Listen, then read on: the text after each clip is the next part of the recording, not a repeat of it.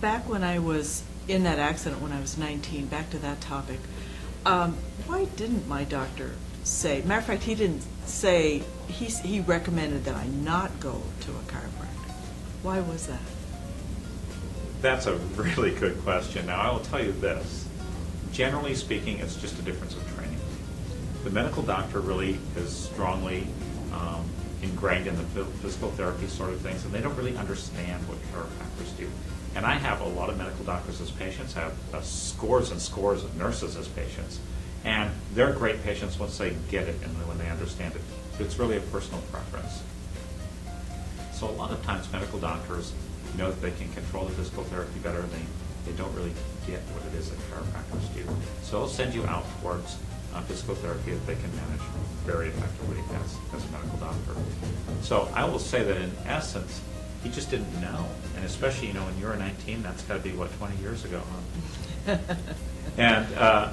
And as a result, long ago, there was always a big turf war between medical doctors and chiropractors. That gap has narrowed considerably to the point now where really we work very well in conjunction with each other. We know the value of each other's discipline, and we also know their limitations.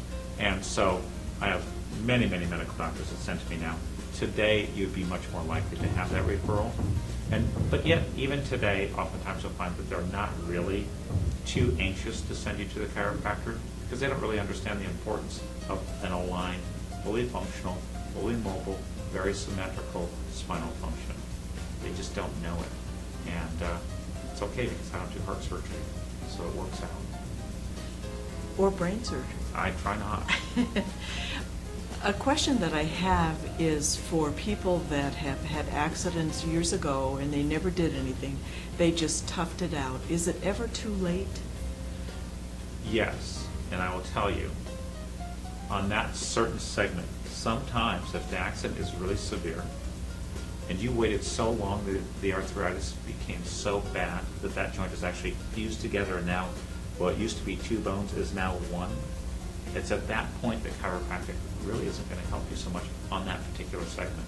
But we also know that if that segment is that bad, you've got a lot of dysfunction in segments above and below that still can be saved. So the important thing to know about that is, if you get in an accident, get in right away. Don't wait for it to heal or partially heal and then realize, this problem is just not going away, maybe now I should do it. It would be kind of analogous to somebody that has a broken arm, and out of ignorance they say, I'm just going to wait and see if this straightens out as it heals, which we know doesn't happen. Mm-hmm. And then 10 or 12 weeks later, they go into the orthopedist and they say, this stupid thing never did straighten out, can you straighten it? That is not the same healing process as if they got to it right away. And your spine heals where you leave it. So you left your spine in an abnormal position from age 19 to into your 40s when you finally got into chiropractic. By all means, that's pretty well set. And changing it becomes much more resistant on your body's part. It becomes very, very hard to do. It's doable, but it's slow. It has to be done in small increments. And the older we get, the more slowly we generally change.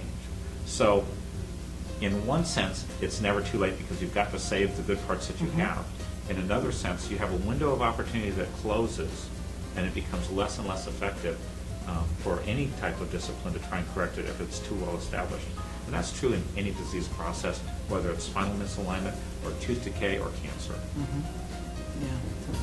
Yeah.